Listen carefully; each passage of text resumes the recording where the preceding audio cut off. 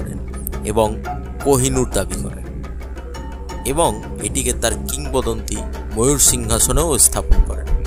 এটি মুঘল জাঁকজমকের প্রতীক হয়ে ওঠে। সাল 1739 পারস্য বিজেতা নাদির শাহ দিল্লি আক্রমণ করেন। মুঘল সাম্রাজ্য ভেঙে পড়ার সাথে সাথে তিনি কোষাগার লুট করে কোহিনূর দখল করেন এবং কথিত আছে তিনি চিৎকার করে বলেছিলেন, যদি কোনো শক্তিশালী ব্যক্তি 4টি পাথর, একটি উত্তর, একটি দক্ষিণ, একটি পূর্ব, একটি পশ্চিম এবং একটি পঞ্চম পাথর আকাশে ছুঁড়ে মারে এবং যদি তাদের মধ্যবর্তী স্থান সোনা দিয়ে পূর্ণও করা হয়, তবে সেই সব মিলিয়ে কোহিনূরের মূল্যের সমান হবে না। কিন্তু হীরার অভিশাপ তার রক্ষকদের অনুসরণ করেছিল।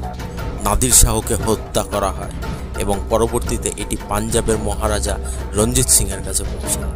তিনি এটি শিখ সার্বভৌমত্বের প্রতীক হিসাবে পড়তেন, কিন্তু বেশি দিন পড়তে পারেন।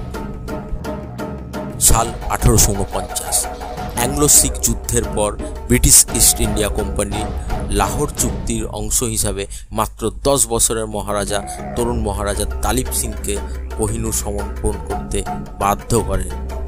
সেদিন শুধু একটা হীরা যায়নি, চলে গেছিল একটি জাতির অহংকার। এই বালক রাজা তার সাম্রাজ্যের গর্ব তুলে দেন এবং ব্রিটিশরা এটিকে উপহার হিসাবে আখ্যা দেন। 1851 সালে কোহিনূর লন্ডনে প্রদর্শিত হয়েছিল। পরবর্তীতে এটি ব্রিটিশ মুকুটে স্থাপন করা হয়েছিল, যেখানে এটি আজও রয়েছে। 170 বছরেরও বেশি সময় ধরে ভারতের ফেরতের দাবি করে আসছে।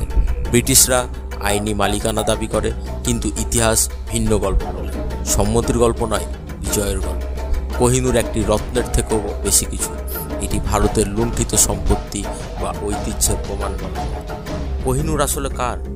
যে মাটি এরকে জন্ম দিয়েছে তার? যে হাত এটিকে কিংবদন্তি তৈরি করেছে তার? নাকি কাছের আড়ালে দূর কোনো এক দেশের?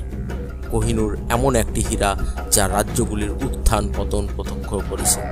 এটি এমন একটি রত্ন যা বহু অজানা ইতিহাসের ভার বহন করে নিয়ে চলেছে। আজ এই গোলকোন্ডার ধ্বংসাবশেষ তার স্বর্ণযুগের গল্প শোনাচ্ছে, আর এই গোলকোন্ডার মুকুট, এই কোহিনূর আজও তার ঘর থেকে অনেক দূরে থাকলেও গোলকোন্ডার কিংবদন্তি কিন্তু রয়ে গেছে। গোলকোন্ডার গল্প শেষ হয়নি, কারণ ইতিহাস কখনো মরে না।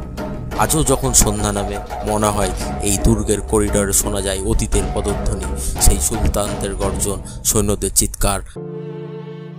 আজ এই গোলকোন্ডা ধ্বংসস্তূপ, কিন্তু এই ধ্বংসাবশেষের প্রতিটি ইট এখনও গল্প বলে। প্রতিটি ইট এখনও কোহিনূরের স্মৃতি বহন করে নিয়ে চলেছে। কোহিনূর আজ লন্ডনের জাদুঘরে, কিন্তু তার স্মৃতি, তার